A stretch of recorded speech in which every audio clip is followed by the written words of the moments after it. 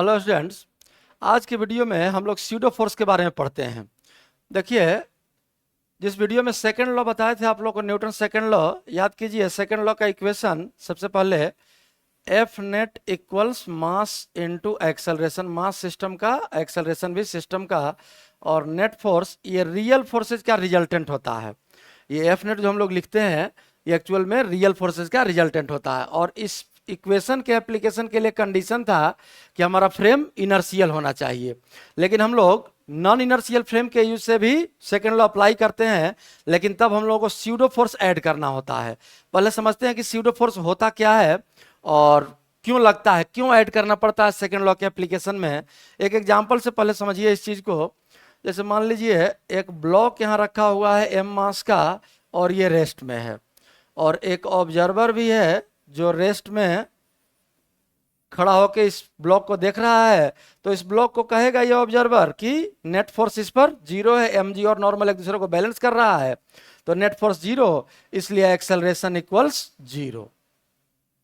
अब देखिए same situation, मतलब ब्लॉक यही और ब्लॉक रेस्ट में भी है, लेकिन इस बार क्या किए कि इस ऑब्जर्वर को ऐसा समझिए कि इस ऑब्जेक्ट को ही देख रहा है, लेकिन इस डायरेक्शन में ए एक्सेलरेशन से एक्सेलरेट हो गया ये ऑब्जर्वर। अब जरा सोचिए, रिलेटिव वेलोसिटी में आप लोग पढ़े होंगे कि ऑब्जर्वर हमेशा अपने आप को रेस्ट में देखता है, तो ये ऑब्जर्वर भी अपने आप को रेस्ट में देखेगा। लेकिन अब ये ऑब्जर्वर क्या ऑब्जर्व करेगा कि इसके बीच का और ब्लॉक के बीच का, इन दोनों के बीच का डिस्टेंस इंक्रीज करने लगा, और इंक्रीमेंट चूंकि बढ़ते जा रहा है, चूंकि एक्सेलरेटेड मोशन है, स्पीड बढ़ते जाएगा, तो स्पीड बढ़ेगा तो इंक्रीमेंट का रेट भी इंक्रीज कर रहा है। मतलब ये ऑब्जर्वर इस ब्लॉक का एक एक्सेलरेशन क्लेम करेगा। ये ऑब्जर्वर बोलेगा कि ये ब्लॉक एक्सेलरेटेड है, लेकिन चूंकि इसको अपने मोशन के बारे में इसको कोई आइडिया नहीं है कि हम जा रहे हैं, क्योंकि ये अपने आप को हमेशा रेस्ट में देखता है। तो अब ये ऑब्जर्वर कहेगा कि ये ब्लॉक इधर की ओर भाग रहा है ए एक्सेलरेशन से। अब सवाल उठता है कि बिना फोर्स के एक्सेलरेशन आएगा कहाँ? तो ये ऑब्जर्वर कहेगा कि जरूर इस ब्लॉक पर एक फोर्स लग रहा है, F इक्वल्स मास m और इनटू एक्सेलरेशन a। यही स्यूडो फोर्स है जिसका कोई रियल एग्जिस्टेंस नहीं है। ये ब्लॉक अभी भी ग्राउंड पर जो खड़ा होगा उसको वो रेस्ट में ही देखेगा, लेकिन ये एक्सेलरेटेड ऑब्जर्वर क्या बोल रहा है कि इस पर एक फोर्स लग रहा है, F इक्वल्स m है, और ऑब्जर्वर इधर भाग रहा है, तो ये कहेगा कि फोर्स इधर लग रहा है। मतलब ऑब्जर्वर के एक्सेलरेशन के अपोजिट डायरेक्शन में फोर्स लग रहा है। यही स्यूडो फोर्स है जिसका रियल कोई एग्जिस्टेंस नहीं है, लेकिन जब जब ऑब्जर्वर का फ्रेम नॉन इनर्शियल होगा, मतलब ऑब्जर्वर एक्सेलरेटेड होगा, तब तब ऑब्जर्वर को यह भ्रम होगा। मतलब इस तरह से भी समझ सकते हैं स्यूडो फोर्स को कि स्यूडो फोर्स एक भ्रम है। और ये भ्रम कब होता है? तो ये भ्रम तब होगा जब जब ऑब्जर्वर का फ्रेम नॉन इनर्शियल होगा। नॉन इनर्शियल अगर फ्रेम हो गया तो इस भ्रम से ऑब्जर्वर अपने आप को बचा नहीं सकता है और उसको स्यूडो फोर्स अप्लाई करना ही पड़ेगा। इसी कंसेप्ट का यूज हम लोग न्यूटन्स लॉ में कर लेते हैं। और यहाँ देखिए स्यूडो फोर्स के बारे में लिखा हुआ है, there is no real existence of pseudo force. ये तो अभी बताया ही। इमेजिनरी फोर्स मतलब ये भ्रम है, ऐसा फोर्स लगता नहीं है, लेकिन इस ऑब्जर्वर को ऐसा भ्रम हो जाता है कि ये फोर्स लग रहा है। और सेकंड लॉ हम लोग यूज कर लेते हैं, वी यूज से Newton second law from non inertial frames by adding pseudo force with real forces. अब स्यूडो फोर्स ऐड कर देंगे जो रियल फोर्स लग रहा होगा, और हम लोग F बराबर ma का इक्वेशन यूज कर सकते हैं। यहाँ देखिए डायरेक्शन भी आप लोगों को थोड़ा समझाने की कोशिश किए हैं हम। अगर ऑब्जर्वर भाग रहा है लेफ्ट डायरेक्शन में इस फिगर के अनुसार, तो स्यूडो फोर्स लगा है राइट डायरेक्शन में। मतलब स्यूडो फोर्स का डायरेक्शन किधर होगा? हमेशा ऑब्जर्वर के एक्सेलरेशन के अपोजिट। वही बात यहाँ लिखा गया है, pseudo force is always acting opposite to acceleration of non inertial frame. Non inertial frame के एक्सेलरेशन के हमेशा अपोजिट डायरेक्शन में लगेगा स्यूडो फोर्स। अब अगर इस स्यूडो फोर्स को इक्वेशन के फॉर्म में आप लिखना चाहेंगे तो आप लिख सकते हैं F S equals minus M into A F लिख देते हैं यहाँ, जहां एफ हो गया acceleration of non inertial frame, और माइनस साइन ये बता रहा है कि फ्रेम का एक्सेलरेशन जिस डायरेक्शन में भी होगा उसके अपोजिट डायरेक्शन में ये स्यूडो फोर्स लगेगा। यही होता है स्यूडो फोर्स।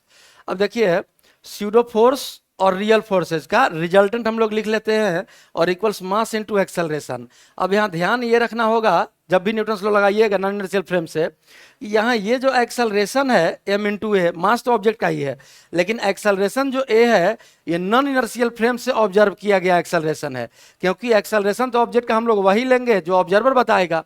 ऑब्जर्वर का फ्रेम नॉन इनर्शियल है, तो इसीलिए हम लोग लिखते हैं ए एक्सेलरेशन ऑफ ऑब्जेक्ट, ऑब्जेक्ट का ही एक्सेलरेशन है from non inertial frame. Non inertial frame से एक्सेलरेशन ए है और यही एक्सेलरेशन ए के लिए हम लोग F बराबर m में यूज करेंगे, जहां रियल फोर्सेज भी होगा और स्यूडो फोर्सेज भी होगा, दोनों का resultant equals mass into acceleration. यही स्यूडो फोर्स का कंसेप्ट है। अब कुछ एग्जांपल्स के थ्रू हम लोग इस कंसेप्ट को और क्लियर करते हैं किस तरह से हम लोग स्यूडो फोर्स का यूज कर सकते हैं। देखिए जैसे एक सिंपल सा क्वेश्चन है, a bob of mass m is suspended from the ceiling of a train moving with acceleration a as shown in figure. Find the angle theta in equilibrium position. देखिए ये ट्रेन का एक compartment का diagram दिया हुआ है और ceiling से एक पेंडुलम को हैंग कर दिया गया है। और पेंडुलम क्या होता है, तो एक लाइट स्ट्रिंग, हल्का स्ट्रिंग, और एक एंड पर एक हेवी बॉल बांध दीजिए, तो इसी बॉल को बॉब बोलते हैं हम लोग, और ये कंबाइंड सिस्टम पेंडुलम कहलाता है। तो सीलिंग से पेंडुलम को अटैच कर दिया गया है और ये ए एक्सेलरेशन से जब ट्रेन एक्सेलरेटेड है तो ये एंगल थीटा हम लोगों को निकालना है। एक काम करते हैं, हम लोग ऑब्जर्वर को इस ट्रेन में ही बैठा लेते हैं। तो देखिए अब ये ऑब्जर्वर एक्सेलरेटेड हो गया तो इस ऑब्जर्वर का फ्रेम नॉन इनर्शियल हो गया। ये inertial non inertial frame first law में बताया गया था आप लोगों को पिछला वीडियो में। तो नॉन इनर्शियल फ्रेम अगर हो गया तो अब नॉन इनर्शियल फ्रेम से जब भी सेकंड लॉ अप्लाई करेंगे तो रियल फोर्सेज के साथ साथ स्यूडो फोर्स भी अप्लाई करना होगा। पहले रियल फोर्सेज ड्रॉ करते हैं, इसी डायग्राम में फ्री बॉडी डायग्राम बना लेते हैं। इस बॉल का मास अगर m है तो mg अर्थ की वजह से नीचे लगेगा, स्ट्रिंग का टेंशन T इधर लगेगा इंड से स्ट्रिंग की तरफ, और स्यूडो फोर्स अभी बताए कि फ्रेम के एक्सेलरेशन के अपोजिट लगेगा। तो ऑब्जर्वर का एक्सेलरेशन तो ट्रेन के एक्सेलरेशन के डायरेक्शन में, तो स्यूडो फोर्स लग जाएगा इसके अपोजिट। और कितना होगा स्यूडो फोर्स, तो मास m इंटू एक्सेलरेशन a। अब यहाँ से हम लोगों को ये थीटा निकालना है, तो देखिए इसको हम लोग t को भी कंपोनेंट में बांट लेते हैं, और ये एंगल थीटा, तो ये एंगल भी आपका थीटा ही हो जाएगा। तो t का कंपोनेंट ऊपर आ गया आपका t cos थीटा, और राइट डायरेक्शन में आ गया आपका t sin थीटा। अब जरा ध्यान से देखिए, तो इस ऑब्जर्वर को ये ट्रेन भी रेस्ट में आएगा और बॉब इस पोजीशन में भी रेस्ट में आएगा, क्योंकि ऑब्जर्वर के लिए, ऑब्जर्वर हमेशा अपने आप को रेस्ट में देखता है, और जिस ऑब्जेक्ट पर ऑब्जर्वर बैठाते हैं वो भी ऑब्जर्वर के लिए रेस्ट में आ जाता है। तो ऑब्जर्वर के लिए इस बॉब का इक्विलिब्रियम हो गया। अब अगर हम लोग हॉरिजॉन्टल इक्विलिब्रियम का बात करें तो फॉर हॉरिजॉन्टल इक्विलिब्रियम इक्वेशन हम लोग लिख सकते हैं t sin theta equals ma, equation 1। और इस बॉब के लिए जब रेस्ट में है तो वर्टिकल भी इक्विलिब्रियम ही हुआ, तो हम लोग लिख सकते हैं for vertical equilibrium, vertical equilibrium equation आ जाएगा आपका t cos theta equals mg। ये हो गया इक्वेशन 2। 1 में आप 2 से डिवाइड कर दीजिए, तो दिस इंप्लाई लेफ्ट साइड में देखिए t कैंसिल हो जाएगा, sine theta by cos theta आ गया आपका टेन थीटा, और राइट साइड में देखिए m कैंसिल हो गया, भाई आ गया a बाई जी। हम लोगों को थीटा का वैल्यू निकालना था, तो थीटा इक्वल्स आ गया आपका टेन इनवर्स a बाई जी। यही इस क्वेश्चन का आंसर है। और यहाँ एक बात याद रखिएगा आप लोग, ये जो स्ट्रिंग का टेंशन है एक्चुअल में, ये स्ट्रिंग देखिए mg और m है, ये जो इस ऑब्जर्वर के रेस्पेक्ट में स्यूडो फोर्सेज लगा, और mg जो रियल फोर्स है, तो mg और m में इन दोनों का रिजल्टेंट, इन दोनों का रिजल्टेंट कितना हो जाएगा, 90 डिग्री एंगल है, तो m बाहर आ जाएगा a square plus g square. इन दोनों का रिजल्टेंट जिस डायरेक्शन में होगा, इस बॉब को इक्विलिब्रियम में रखने के लिए स्ट्रिंग अपने आप को उसी लाइन में एडजस्ट कर लेगा। ऐसा नहीं समझिएगा कि पहले स्ट्रिंग टेढ़ा हो जाता है तब ये फोर्सेज लगता है, नहीं।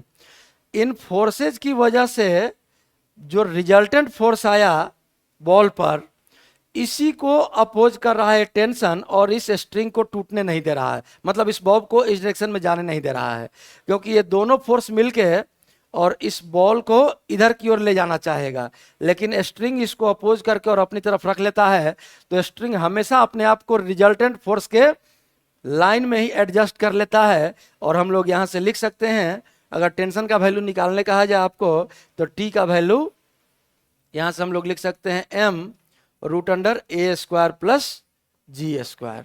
खैर ये तो क्वेश्चन का पार्ट नहीं था, लेकिन ध्यान रखिएगा ये बात, स्ट्रिंग का कैलकुलेशन जहां भी आए तो इस चीज को। और खैर यही इस क्वेश्चन का आंसर हो गया और यही इस क्वेश्चन का सॉल्यूशन है। अब देखिए हम लोग एक एग्जांपल और देखते हैं जो स्यूडो फोर्स का कंसेप्ट क्लियर करेगा। Figure shows a large block of mass capital M supporting two small masses M1 and M2 connected by a light frictionless thread. A force F is acting on M। देखिए ये capital M मास का एक block है, diagram में दिख रहा है साफ साफ, जिससे एक पुली कनेक्टेड है, और दो छोटा छोटा मास M2 और M1 मास है जिसका एक लाइट स्ट्रिंग से कनेक्ट कर दिया गया है, जैसा कि डायग्राम में दिख रहा है। और कैपिटल एम पर लेफ्ट से राइट डायरेक्शन में एक एक्सटर्नल फोर्स F लगा दिया गया, such that the block M1 is sliding down. M1 कर रहा है कि नीचे की ओर स्लाइड कर रहा है with acceleration A relative to M। अब देखिए ग्राउंड के रेस्पेक्ट में नहीं बोल रहा है, इस कैपिटल M के रेस्पेक्ट में M1 जो है ये नीचे की ओर A एक्सेलरेशन से स्लाइड कर रहा है, तो ऑब्वियसली कैपिटल M के रेस्पेक्ट में M2 जो होगा ये राइट डायरेक्शन में A एक्सेलरेशन से स्लाइड करेगा। Find the force F applied on M and also the acceleration of capital M assuming all surfaces are frictionless। देखिए हम लोगों को कैपिटल M का एक्सेलरेशन निकालना है, चूंकि फोर्स लग रहा है इस पर इधर और A मान लिया है इधर, तो एक काम करते हैं इस कैपिटल M का एक्सेलरेशन राइट डायरेक्शन में हम लोग एज्यूम कर लेते हैं A0। हम लोगों को इसी A0 का वैल्यू निकालना है और A तो गिवन है, ये दिया हुआ है क्वेश्चन में। तो चलिए इसको भी हम लोग नॉन इनर्शियल फ्रेम से ही बनाने का कोशिश करते हैं।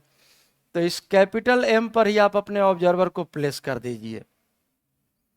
तो अब इस ऑब्जर्वर का फ्रेम नॉन इनर्शियल हो गया, क्यों? क्योंकि कैपिटल एम A0 के एक्सेलरेशन से राइट डायरेक्शन में जा रहा है।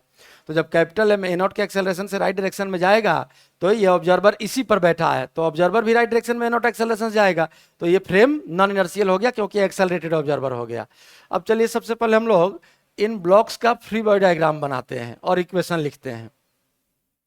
अगर M1 का फ्री बॉडी डायग्राम हम लोग बनाएं M1, तो अर्थ की वजह से एक फोर्स नीचे की ओर लगेगा M1G, रस्सी की वजह से एक टेंशन लगेगा T अपवर्ड डायरेक्शन में, और कैपिटल M की वजह से M1 पर contact force N right direction में लगेगा, तो एक आ गया N इस डायरेक्शन में। और चूंकि फ्रेम अपना नॉन इनर्शियल है, इस ऑब्जर्वर के लिए ही हम लोग कैलकुलेशन कर रहे हैं, और इसी ऑब्जर्वर के लिए M1 नीचे की ओर A एक्सेलरेशन से जा रहा है, तो स्यूडो फोर्स किधर लगेगा? फ्रेम के एक्सेलरेशन के अपोजिट। फ्रेम का एक्सेलरेशन इस फिगर के अनुसार राइट साइड है, तो स्यूडो फोर्स आ जाएगा लेफ्ट डायरेक्शन में। तो M1 पर एक स्यूडो फोर्स भी लगने लगा इधर, और स्यूडो फोर्स का वैल्यू तो अभी हम लोग देखे हैं जस्ट इसी पिछला स्लाइड में, मास M1 और into acceleration of frame A0, ये आ गया आपका स्यूडो फोर्स। यही M1 पर फोर्स लग रहा है किसके रेस्पेक्ट में? इस ऑब्जर्वर के रेस्पेक्ट में, जिसमें से देखिए Tn और M1G ये रियल फोर्सेज है, और स्यूडो फोर्स ऐड कर दिए M1 A0, फ्रेम का एक्सेलरेशन है A0। और अब हम लोग इक्वेशन लिख लेंगे। देखिए जरा, इस ऑब्जर्वर के रेस्पेक्ट में साफ साफ लिखा हुआ है कि M1 नीचे की ओर स्लाइड कर रहा है A एक्सेलरेशन से, तो इसका एक्सेलरेशन नीचे की ओर हो गया A, तो जरूर हॉरिजॉन्टल इक्विलिब्रियम होगा। तो हॉरिजॉन्टल इक्विलिब्रियम के लिए हम लोग इक्वेशन लिख लेंगे N इक्वल्स M1 A0, ये आ गया आपका इक्वेशन 1। और वर्टिकल डायरेक्शन में मोशन के लिए हम लोग इक्वेशन इसका लिख लेंगे M1G माइनस T इक्वल्स मास M1 और इनटू एक्सेलरेशन A, नीचे की ओर एक्सेलरेशन A है। ये हो गया आपका इक्वेशन ऑफ मोशन किसके लिए? M1 के लिए। दोनों इक्वेशन लिख लिए, हॉरिजॉन्टल वर्टिकल। अब M2 का फ्री बॉडी डायग्राम बना लेते हैं। तो देखिए M2 का अगर हम लोग फ्री बॉडी डायग्राम बनाएं, तो अर्थ की वजह से M2G नीचे और कैपिटल M पर चूंकि रखा हुआ है अपवर्ड डायरेक्शन में, मान लेते हैं N डैश। हालांकि इस N डैश का कोई यूज नहीं है, फ्रिक्शन होता तब यूज होता। और इस डायरेक्शन में एक टेंशन स्ट्रिंग की वजह से लगेगा T, देखिए यहाँ से राइट डायरेक्शन में स्ट्रिंग है, और एक स्यूडो फोर्स आएगा इस पर भी, चूंकि फ्रेम हमारा नॉन इनर्शियल है, तो स्यूडो फोर्स आ जाएगा इस डायरेक्शन में, और स्यूडो फोर्स का वैल्यू हो जाएगा कितना, m2a0, m2 mass of the object और a0 फ्रेम का एक्सेलरेशन। तो यही हो गया आपका फ्री बॉडी डायग्राम, किसका, m2 का। अब देखिए वर्टिकल मोशन तो है नहीं, तो वर्टिकल इक्विलिब्रियम लिखना चाहें तो n डैश बराबर m2g लिख सकते हैं, और हॉरिजॉन्टल डायरेक्शन में ये a से एक्सेलरेट होगा कैपिटल M के रेस्पेक्ट में, क्योंकि ध्यान से देखिए अगर m1 नीचे जा रहा है तो ये रस्सी का लेंथ इंक्रीज करेगा, तो जरूर इधर वाला लेंथ घटेगा, तो ये तो आगे आएगा, मतलब राइट डायरेक्शन में जाएगा, इसी सेम एक्सेलरेशन a से ही। तो इसका एक राइट डायरेक्शन में एक्सेलरेशन a हो गया। तो जब इसका इक्वेशन लिखेंगे तो देखिए इसका इक्वेशन आ जाएगा आपका t माइनस m2a0 और इक्वल्स मास m2 और इनटू एक्सेलरेशन a। इसको इक्वेशन 2 मान लेते हैं, इसको इक्वेशन 3 मान लेते हैं। ये हो गया आपका m2 का इक्वेशन। अब देखिए हम लोग कैपिटल M का फ्री बॉडी डायग्राम बनाते हैं। कैपिटल M का डायग्राम यहाँ बना लेते हैं। तो फ्री बॉडी डायग्राम में ही बताया गया था, याद कीजिए पीछे के लेक्चर्स में, पीछे के वीडियोज में, कि जो पुली अपने सेंटर से किसी ब्लॉक से कनेक्टेड होता है उस पुली को हम लोग ब्लॉक के साथ ही रखते हैं। तो इस पुली का फ्री बॉडी डायग्राम इस कैपिटल M के फ्री बॉडी डायग्राम के साथ ही बनेगा।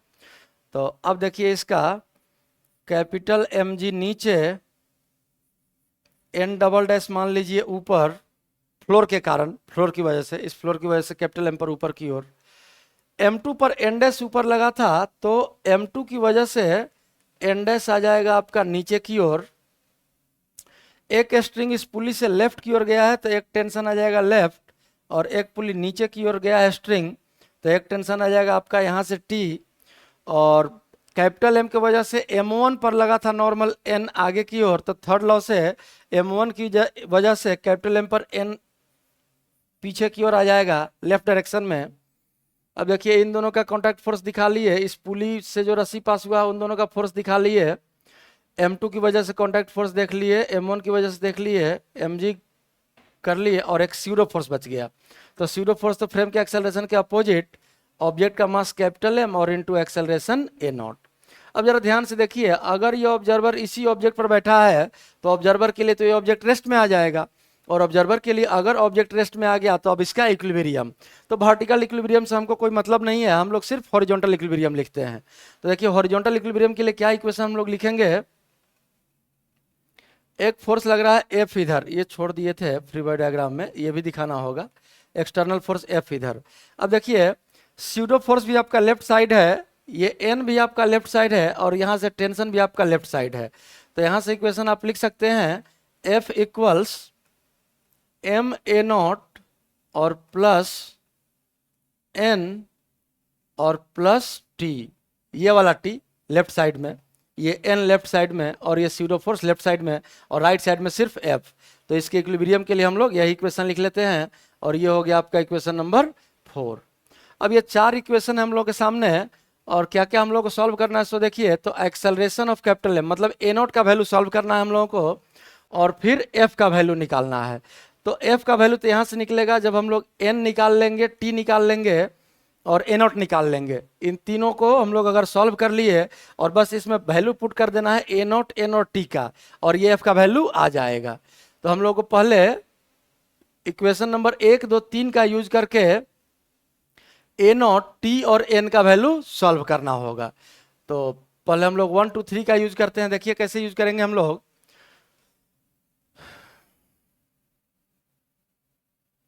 एक काम करते हैं 2 और 3 को ऐड कर देते हैं सबसे पहले। तो 2 और 3 को अगर हम लोग ऐड कर लें यहां से, equation 2 + 3, this implies, left side में देखिए T और T कैंसिल हो गया, और आ गया आपका m1g minus m2a0 left side में, और इक्वल्स राइट साइड में देखिए क्या आ जाएगा, m1 + m2 into a common आ गया। तो m1g है ये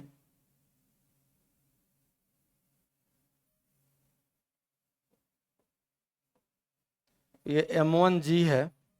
अब इसी इक्वेशन से देखिए a0 का वैल्यू निकल गया, क्योंकि a तो गिवन है, a दिया हुआ है, a, m1, m2 सब दिया हुआ है। तो यहाँ से हम लोग सीधा a0 का वैल्यू लिख लेते हैं। तो a0 इक्वल्स m2 a0 को ले चलिए राइट साइड, और m1 + m2 a को ले आइए लेफ्ट साइड।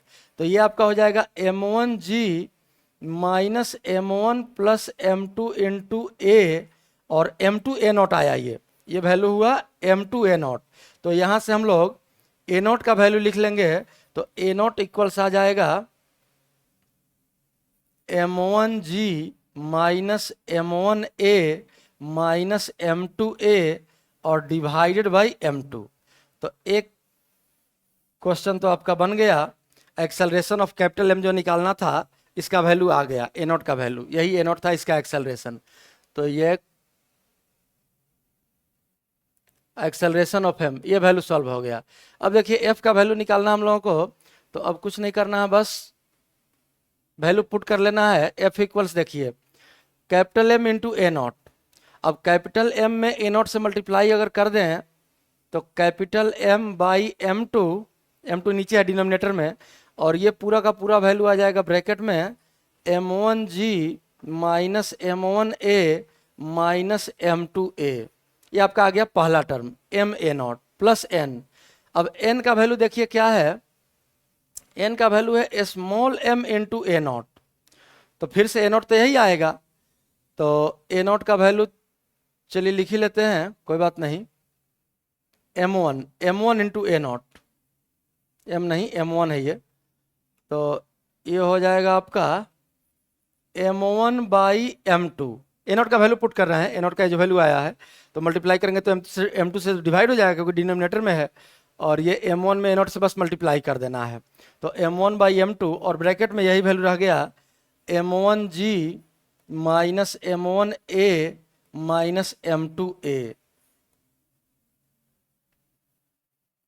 अब देखिए तीसरा टर्म क्या है एफ के एक्सप्रेशन में, प्लस टी, टेंशन।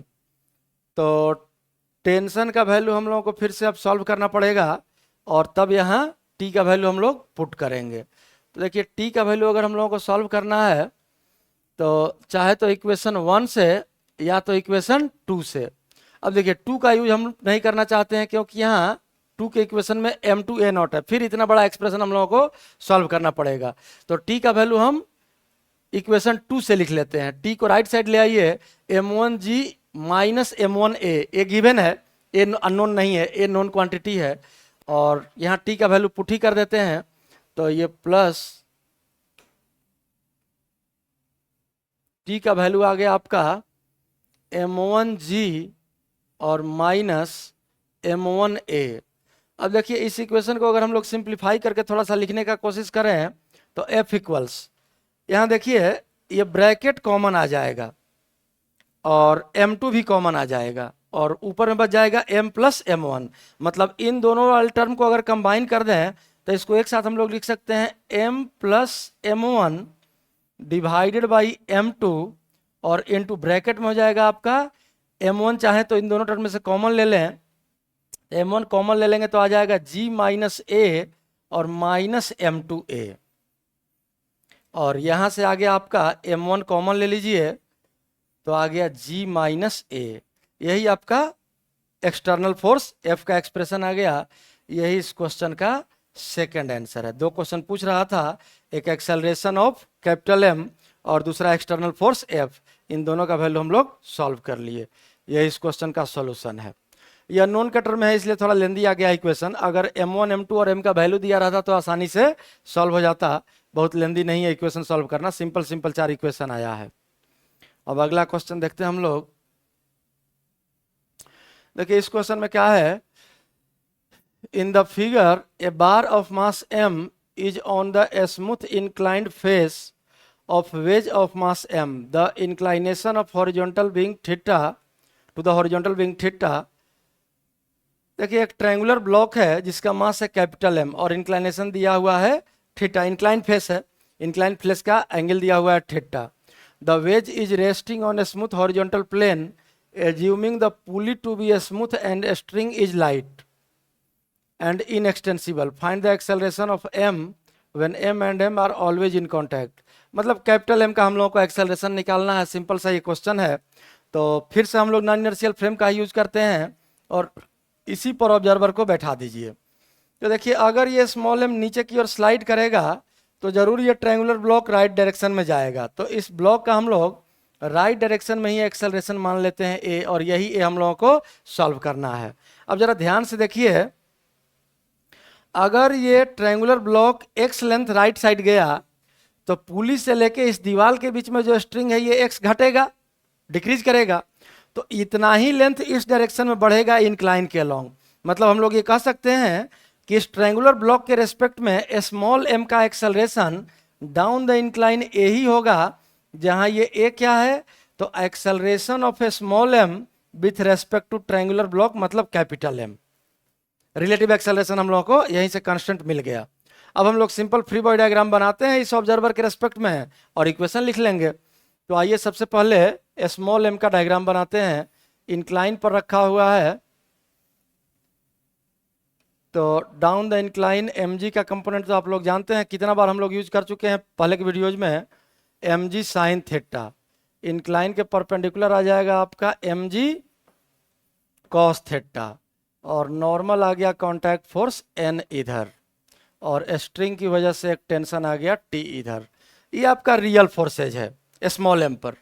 अब हम लोगों को चूंकि फ्रेम नॉन इनर्शियल है, फिर से वही एक्सेलरेटेड फ्रेम है, तो सीडो फोर्स लगाना पड़ेगा फ्रेम के एक्सेलरेशन के अपोजिट मतलब लेफ्ट साइड में, और ऑब्जेक्ट का मास एम, तो लेफ्ट साइड में एक सीडो फोर्स आ गया आपका एम इंटू ए।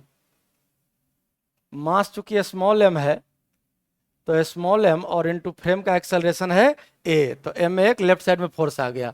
अब देखिए हॉरिजॉन्टल और इंक्लाइन के बीच का ये एंगल है थीटा, हॉरिजॉन्टल और इंक्लाइन के बीच का एंगल थीटा है, तो ये इंक्लाइन के लॉन्ग है, ये हॉरिजॉन्टल है, तो इधर की ओर कंपोनेंट आ जाएगा एम ए का एम ए कॉस थीटा, और इस डायरेक्शन में कंपोनेंट आ जाएगा N plus M A sine theta.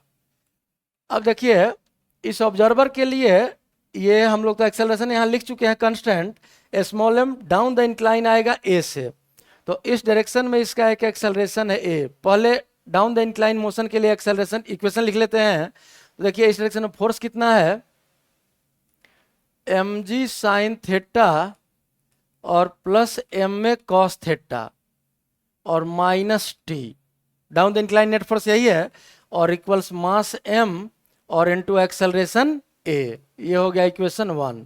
अब इंक्लाइन के परपेंडिकुलर इक्विलिब्रियम के लिए अगर इक्वेशन लिखें तो इक्विलिब्रियम का इक्वेशन आ जाएगा आपका n plus M A sine theta equals M G cos theta, तो n इक्वल्स आ गया सीधा value M G cos theta minus M A sine theta. ये हो गया इक्वेशन 2। स्मॉल एम का डायग्राम बना के हम लोग इक्वेशन लिख लिए, जो भी इक्वेशन आना था। अब देखिए इस ट्रायंगुलर ब्लॉक का डायग्राम बनाइए, तो उस साइड का भी डायग्राम इंक्लाइन ही दिया है, लेकिन इधर चूंकि ब्लॉक नहीं है तो हमको इस इंक्लाइन से मतलब नहीं है, लेकिन इस इंक्लाइन से मतलब है। और ये पुली चूंकि ब्लॉक से कनेक्टेड है, सेंटर से ही पुली अपने सेंटर से कनेक्टेड है, तो इस पुली का फ्री बॉडी डायग्राम इस ब्लॉक के साथ ही बनेगा। अब देखिए यहाँ से अगर हम लोग यहाँ से दिखाएं तो एक स्ट्रिंग राइट साइड गया है, तो टी आ गया इधर, और इस साइड से टेंशन डाउन द इंक्लाइन आया इंक्लाइन के पैरेलल, तो ये एक टेंशन आ गया टी, और इसी की वजह से एन लगा था ऊपर, तो इस पर एक एन लग जाएगा इस डायरेक्शन में, और इसका एम जी नीचे, और एन डैश मान लीजिए इस कॉन्टैक्ट फोर्स को इधर, और एक स्यूडो फोर्स आ जाएगा। तो स्यूडो फोर्स का डायरेक्शन देखिए राइट साइड एक्सेलरेशन है, तो स्यूडो फोर्स इस पर लेफ्ट डायरेक्शन में आ जाएगा, मास है चूंकि कैपिटल एम और एक्सेलरेशन फ्रेम का ए। यही फ्री बॉडी डायग्राम है। अब इस ऑब्जर्वर के लिए जो इस पर हम लोग बैठाए हैं, इस ऑब्जर्वर के लिए तो ये ब्लॉक रेस्ट में है, तो रेस्ट में तो इसका इक्विलिब्रियम लिखना है, तो वर्टिकल इक्विलिब्रियम से हमको कोई मतलब नहीं है, सिर्फ हॉरिजॉन्टल इक्विलिब्रियम लिखते हैं। लेकिन इसके लिए पहले कंपोनेंट निकालना होगा। देखिए इंक्लाइन के लॉन्ग टी है, तो हॉरिजॉन्टल से एंगल हो जाएगा थीटा, और इधर कंपोनेंट आ गया आपका टी कॉस थीटा, और इधर आ जाएगा टी साइन थीटा, जिससे हमको कोई मतलब नहीं, इसलिए उसको छोड़ दे रहे हैं। ये एन है। कितना बार आप लोगों को बताया गया है पहले की वीडियोज में कि जो एंगल हॉरिजॉन्टल और इंक्लाइन के बीच होता है वही एंगल इंक्लाइन के परपेंडिकुलर और वर्टिकल के बीच होता है। तो अब यहाँ ध्यान से देखिए, नॉर्मल एन जो है इंक्लाइन के परपेंडिकुलर है और ये वर्टिकल, ये थीटा, तो एन का कॉस थीटा इधर आ जाएगा और एन साइन थीटा इधर आ जाएगा। ये हो गया आपका एन साइन थीटा। यही आपका हॉरिजॉन्टल फोर्स आ गया सारा कंपोनेंट। अब हम लोग इक्विलिब्रियम लिख लेते हैं।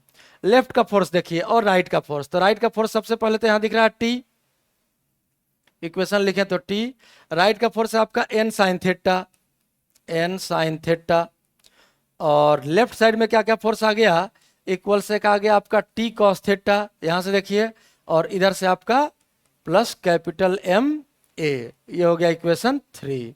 अब देखिए 3 इक्वेशन है और 3 अननोन है अपने पास, एक टी, एक एम, एम नहीं एन, कॉन्टैक्ट फोर्स एन, और एक्सेलरेशन ए। हम लोग को एक्सेलरेशन सॉल्व करना है तो टी और एन को हम लोग एलिमिनेट कर देते हैं।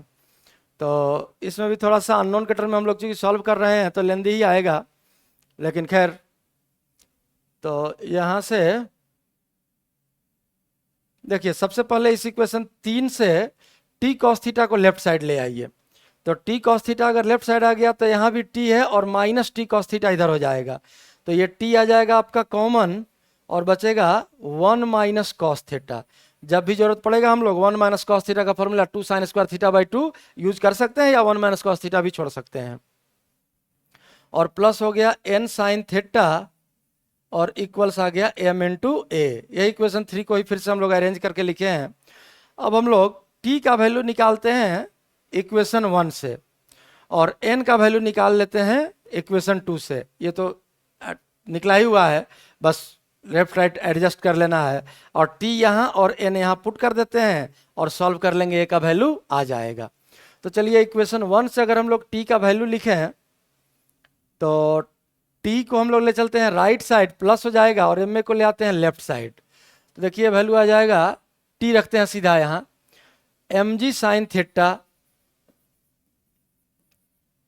और एम ए इधर आके लेफ्ट साइड नेगेटिव हो चुका है, और यहाँ से एम ए कॉस थीटा प्लस है, तो प्लस एम ए कॉमन ले लेते हैं, और बचा आपका cos theta minus 1। M A इधर आया है तो नेगेटिव हो गया, माइनस एम ए, टी चूंकि राइट साइड ले गए हैं प्लस टी, और एम ए को इस साइड ले जाए तो एम ए कॉमन आ गया, कॉस थीटा माइनस 1 यहाँ से आ गया, एम ए कॉस थीटा माइनस 1, यही आपका टी का वैल्यू है। और अब इस टी के वैल्यू में हम लोग को मल्टीप्लाई करना है किससे, 1 माइनस कॉस थीटा से।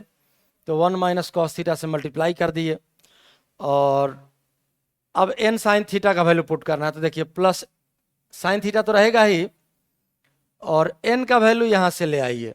तो एन का वैल्यू है देखिए इक्वेशन 2 से एम जी कॉस थीटा और minus M A sine theta, ये आपका एन आ गया। तो ये हो गया N sine theta, N sine theta का वैल्यू आ गया, और राइट साइड में इक्वल्स एम ए है। अब देखिए ए वाले सारे टर्म को हम लोग राइट साइड ले चलते हैं, और बाकी टर्म्स को हम लोग लेफ्ट साइड में ही रख लेते हैं। तो यहाँ देखिए एम जी साइन थीटा है पहला टर्म, और इंटू 1 माइनस कॉस थीटा, इसको लेफ्ट में रख लेते हैं।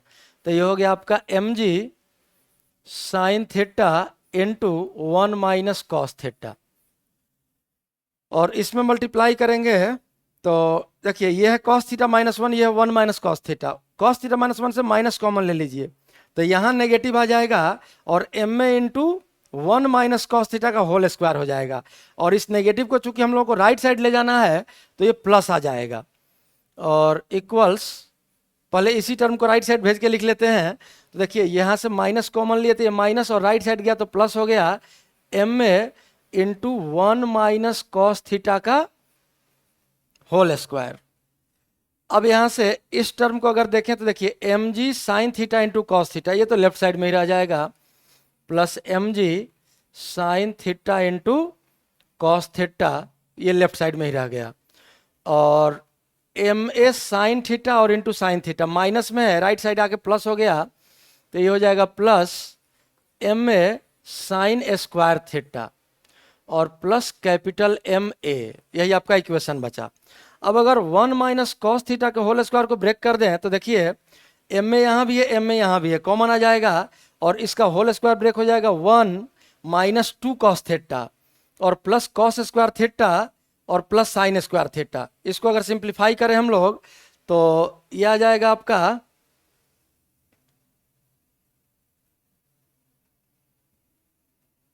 1 माइनस 2 कॉस थीटा और plus sign square theta plus cos square theta, फिर से 1 हो गया, तो 2 माइनस 2 कॉस थीटा। तो 2 को अगर कॉमन ले लें तो इसको हम लोग लिख सकते हैं, इसी टर्म को सिर्फ सिंप्लीफाई करके लिख रहे हैं दोबारा, 2 कॉमन आ जाएगा तो 2 एम ए हो गया और बच गया ब्रैकेट में फिर से 1 माइनस कॉस थीटा। एम को कॉमन लेके इस होल स्क्वायर को ब्रेक करके सॉल्व करके देखिए, cos square theta plus sign square theta 1 हो जाएगा, पहले से 1 है 2, और 2 ए बी वाला टर्म यहाँ माइनस 2 कॉस थीटा हो जाएगा, तो 2 कॉमन आगे फिर से यही बचेगा, और प्लस एम में अब ए हम लोग आसानी से सॉल्व कर लेंगे। और इस साइड देखिए जो वैल्यू बचा था M G sine theta into cos theta negative और एम जी sine theta into cos theta positive, तो यहाँ बचेगा सिर्फ एम जी साइन थीटा इंटू 1।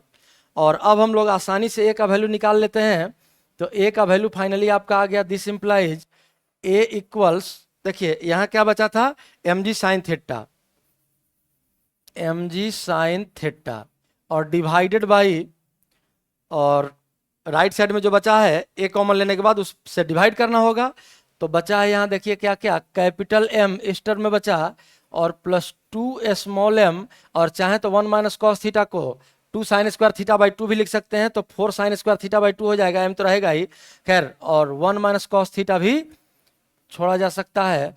तो यही आपका आंसर हो गया इस क्वेश्चन का, यही निकालना था और ये हम लोग सॉल्व कर लिए, यही इस क्वेश्चन का आंसर है। ये भी क्वेश्चन बहुत भारी नहीं है, अननोन के टर्म में चूंकि हम लोग सॉल्व किए इसलिए थोड़ा लेंदी हो गया है, खैर जो भी है यही इसका सॉल्यूशन है। एक एग्जांपल और देखते हैं हम लोग, देखिए इस क्वेश्चन में क्या है, a bead of mass m is fitted on a rod and can move on it without friction. Initially bead is at the middle of the rod and rod moves translationally in a horizontal plane with acceleration a naught in a direction forming an angle alpha with the rod. देखिए इस question में ये rod जो है आपका ये इस inclined position में है, जिसका हॉरिजॉन्टल से एंगल दिया हुआ है अल्फा, तो हॉरिजॉन्टल से कहीं से भी बना के हम लोग एंगल अल्फा लिख सकते हैं, सब जगह का एंगल ये अल्फा ही होगा। और acceleration of bead with respect to rod, rod के रेस्पेक्ट में बिड का एक्सेलरेशन बताना है, यहीं से सिस्टम को ए नॉट से लेफ्ट की ओर ले जा रहा है और ये रॉड आपका इंक्लाइंड पोजीशन में है। तो चलिए सबसे पहले हम लोग क्या करते हैं कि इस रॉड पर ही ऑब्जर्वर बैठा लेते हैं, तो इस ऑब्जर्वर के लिए रॉड आ गया रेस्ट में, लेकिन अब आपका फ्रेम हो गया नॉन इनर्शियल, तो आपको रियल फोर्सेस के साथ सीडो फोर्स भी ऐड करना होगा। तो देखिए डाउन द इंक्लाइन mg का कंपोनेंट क्या होता है, आप लोग कितना बार यूज कर चुके हैं हम लोग, mg साइन थीटा, थीटा की जगह पर अल्फा है तो mg साइन अल्फा, और सीडो फोर्स जो लगेगा, अच्छा एक इंक्लाइन के परपेंडिकुलर भी लिख लेते हैं, हालांकि जरूरत नहीं है, फिर भी mg कॉस अल्फा। अब देखिए mg आ गया और नॉर्मल फोर्स आएगा, नॉर्मल अभी दिखाते हैं, पहले सीडो फोर्स देख लेते हैं हम लोग, क्योंकि फ्रेम नॉन इनर्शियल है, तो सीडो फोर्स फ्रेम के एक्सेलरेशन के अपोजिट हो जाता है, रड चूंकि लेफ्ट साइड में एक्सेलरेटेड है और रड पर ही ऑब्जर्वर है, तो सीडो फोर्स इस पर लगेगा राइट डायरेक्शन में, कितना, बीड का मास m है और फ्रेम का एक्सेलरेशन a नॉट है। अब देखिए ये एंगल अगर अल्फा तो ये एंगल भी हो जाएगा अल्फा, और एम ए नॉट का कंपोनेंट इधर आ जाएगा एम ए नॉट कॉस अल्फा। ये एंगल दिखाने का जरूरत, कितना जगह दिखाएंगे एंगल, तो ये हो गया आपका कॉस अल्फा, ये एंगल तो कहीं भी दिखा सकते हैं हॉरिजॉन्टल से, खैर जो भी है, तो ये हो गया आपका, इसी पर ऑब्जर्वर बैठा हुआ है, ये ऑब्जर्वर है आपका रड पर ही, एम ए कॉस थीटा, और इधर की ओर आ जाएगा एम ए नॉट साइन अल्फा। अब ये फोर्सेज इधर पुल कर रहा है तो बीट जरूर, बीट का ये वाला सेक्शन कांटेक्ट में होगा, तो रॉड की वजह से नॉर्मल रिएक्शन आ जाएगा आपका इस डायरेक्शन में। खैर हम लोग को नॉर्मल नहीं निकालना है, अगर नॉर्मल निकालना होता तो एन का value M G cos alpha plus M A naught sine alpha होता, हम लोग को एक्सेलरेशन देखना है, तो ध्यान से देखिए, अगर एम जी साइन अल्फा ज़्यादा होगा एम ए नॉट कॉस अल्फा से, तो ये बीट इधर की ओर स्लाइड करेगा, और अगर एम ए नॉट कॉस अल्फा ज़्यादा होगा एम जी साइन अल्फा से, तो ये बीट इधर की ओर स्लाइड करेगा। अब ऑप्शन के हिसाब से देखते हैं, तो अपोजिट डायरेक्शन में है तो माइनस ही साइन आएगा, तो g sine alpha minus a naught cos alpha, यही आपका आंसर होगा। इस down the incline net force देखिए, तो ये आ गया आपका एम जी साइन अल्फा और minus M A naught cos alpha, net force बटा में मास, यही आ गया आपका acceleration of bead with respect to rod, rod के रेस्पेक्ट में बीड का एक्सेलरेशन, तो ये वैल्यू आ जाएगा कितना आपका, जी साइन अल्फा, एम कैंसिल हो गया, minus a naught cos alpha, ये डी ऑप्शन, और यही आपका सॉल्यूशन है। छोटा सा ये क्वेश्चन था, नॉन इनर्शियल फ्रेम के यूज से ही बना है। एक और एग्जांपल हम लोग देखते हैं। देखिए इस क्वेश्चन में क्या है, a pendulum of mass m hangs from a support fixed to a trolley. The direction of a string when the trolley rolls up a plane of inclination alpha with acceleration a naught is. देखिए हम लोगों को ये theta निकालना है। यहाँ alpha लिख दिया है, यहाँ थीटा दिखाया है और ऑप्शन में भी थीटा में ही है, तो ये एंगल थीटा है। यही थीटा का वैल्यू हम लोग को निकालना है। फिर से ये पेंडुलम है, एक स्ट्रिंग और एक बॉल हैंग कर रहा है यहाँ से, और इस तरह का ये फ्रेम है जो ए नॉट के एक्सेलरेशन से अप द इंक्लाइन जा रहा है। तो सबसे पहले देखिए एक बात हमेशा याद रखिएगा, चाहे हम लोगों का पोजीशन कुछ भी हो, अगर हम किसी भी ऑब्जेक्ट को ऐसे पेंडुलम को पकड़ के अगर रेस्ट में हम खड़ा हैं तो ये पेंडुलम वर्टिकल ही रहेगा mg की वजह से, और इसी mg को बैलेंस करने के लिए रस्सी टाइट होगा ऊपर की ओर, ये सिचुएशन रहेगा। अब यहाँ पर क्या है कि हमारा इंक्लाइन पर पोजीशन है और ए नॉट एक्सेलरेशन है, तो पोजीशन हमारा चाहे जो हो, अगर ये एक्सेलरेशन ए नॉट नहीं होता तब ये पेंडुलम ऐसे रहता वर्टिकल। अब अगर हम लोग इस ट्रॉली पर ही ऑब्जर्वर बैठा दें तो इस ऑब्जर्वर का फ्रेम कैसा हो गया, नॉन इनर्शियल। अब स्यूडो फोर्स लगेगा, स्यूडो फोर्स किधर लगता है, फ्रेम के एक्सेलरेशन के अपोजिट। तो अब इस पर एक इंक्लाइन के अलोंग एक down the incline pseudo force लगने लगेगा, क्योंकि अप द इंक्लाइन एक्सेलरेशन है, जिसकी वजह से ये स्ट्रिंग थोड़ा सा ऐसे मुड़ जाएगा। और हम लोगों को इसी स्ट्रिंग का एंगल निकालना है इस इंक्लाइन के परपेंडिकुलर के साथ। देखिए ये लाइन जो है ये इंक्लाइन पर परपेंडिकुलर है, ये एंगल 90 डिग्री है, इंक्लाइन पर परपेंडिकुलर है। तो चलिए सबसे पहले इसका फ्री बॉडी डायग्राम बना लेते हैं हम लोग। ये एंगल इस पोजीशन में दिखाया गया है और हम लोगों को इंक्लाइन के परपेंडिकुलर डायरेक्शन से एंगल निकालना है, यही एंगल थीटा निकालना है हम लोगों को। तो सबसे पहले देखिए mg का कंपोनेंट डाउन द इंक्लाइन,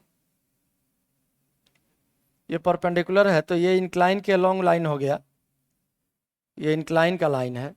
तो डाउन द इंक्लाइन mg का कंपोनेंट आप लोग जानते हैं mg साइन अल्फा, एंगल चूंकि इंक्लाइनेशन अल्फा है इसलिए अल्फा, ये थीटा अलग है इसलिए थीटा निकालना हम लोगों को। और अप द इंक्लाइन चूंकि एक्सेलरेशन है तो स्यूडो फोर्स भी इसी डायरेक्शन में लगेगा, तो प्लस मास बॉल का m into acceleration A not, यह स्यूडो फोर्स हो गया। और इंक्लाइन के परपेंडिकुलर डायरेक्शन में mg का कंपोनेंट होता है mg कॉस अल्फा।